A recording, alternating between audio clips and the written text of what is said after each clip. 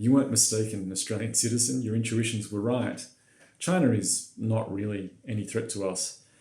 The idea that they are is a well-financed beat-up by certain Western commercial and megacult power brokers designed to serve their interests, and not yours and mine. They'll do their damnedest to sell you and tell you and compel you otherwise, of course.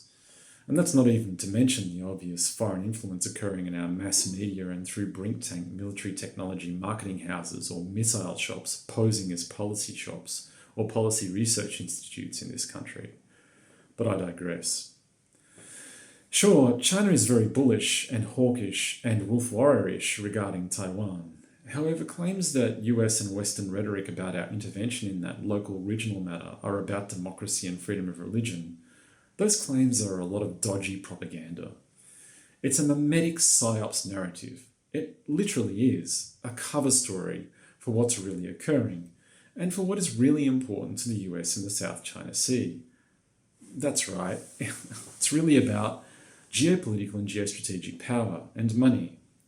Democracy and religion only matter in so much and insofar as they provide grey zone soft warfare psyops devices to achieve those ends.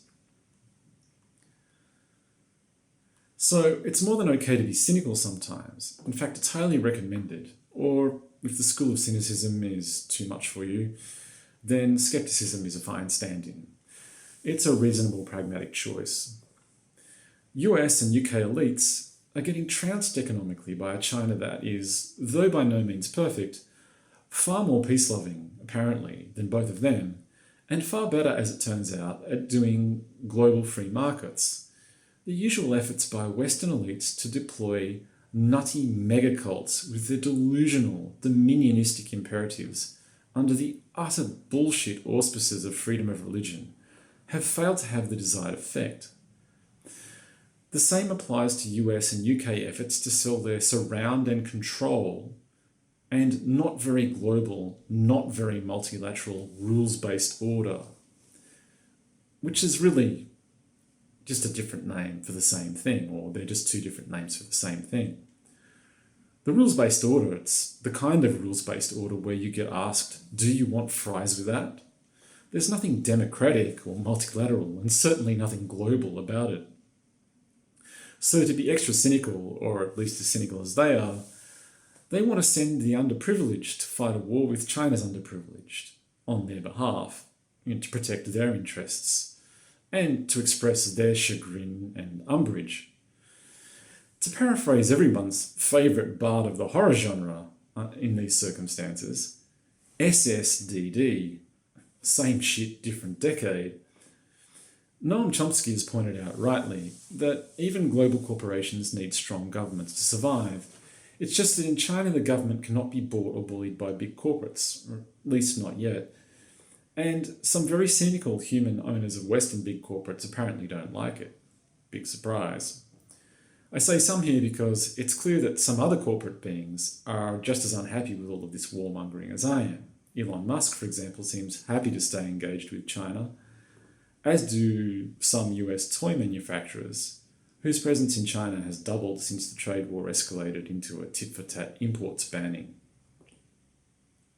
Big corporates cannot trade or function in failed states, with the exception of selling weapons perhaps into war zones, which practice, although profitable, is a serious human rights abuse and does not really involve true corporate presences in the failed states in any case.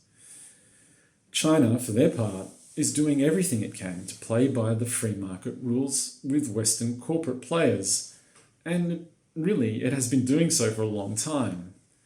As of January, Australian exports to China were at record highs, and the US is still, as of this reading, China's major export consumer and trading partner. The eminent and long-suffering economics professor from the Australia-China Research Institute at the University of Technology in Sydney, Professor James Lawrenson, has been at pains to emphasise the robustness of our trade ties with China, even under the circumstances of, our navies threatening China in the South China Sea. And that's happening clearly at the behest of US and UK foreign influence agents. I suggest that allies, the word allies, is a strong word to use For a nation that coerces Australia into actions that not only completely unnecessarily endanger our Defence Force personnel, but seriously damage our trade ties with a major trading partner with whom the US itself is still avidly trying to develop further trade ties and doggedly trying to maintain existing trade ties and develop them. I personally think that while the situation in the South China Sea is undoubtedly dangerous, it's simply obvious that it's far more dangerous with the unnecessary and ulterior and ill-motivated presence of Quad nations and their navies. Let's try some reality check statements here. Statement 1. Without the Quad navies and the SES, the PRC will attack Japan. This is clearly nonsensical.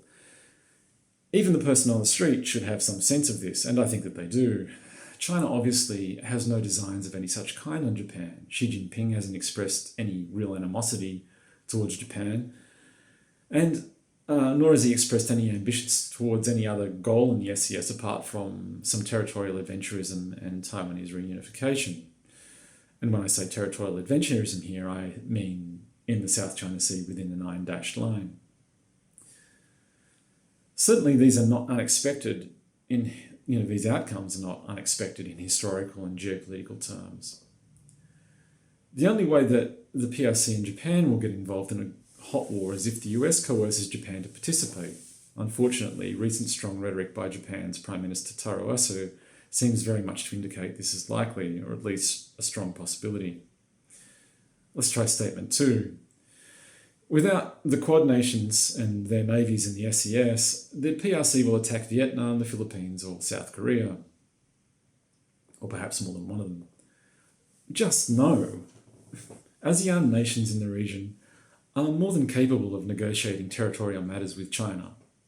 The collective and individual petitions of Malaysia, Japan, Vietnam, South Korea, and especially Singapore are very unlikely to go unheeded by Xi. Let's try statement 3. Without Quad navies in the SES, the PRC will attack Taiwan. Well, this is certainly possible.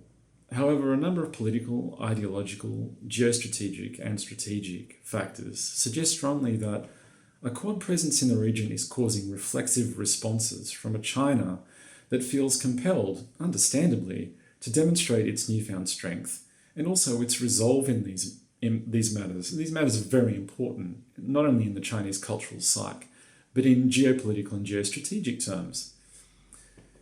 In other words, the Quad are knowingly and intentionally playing a deadly game with Thucydides' trap, and they're doing so, as I mentioned earlier, for all of the wrong reasons. Let's not get involved. Pull the Australian Navy out of the South China Sea now, and bring US and UK agents of influence in this country to heel. I'm Dr. Bruce Long. Thank you.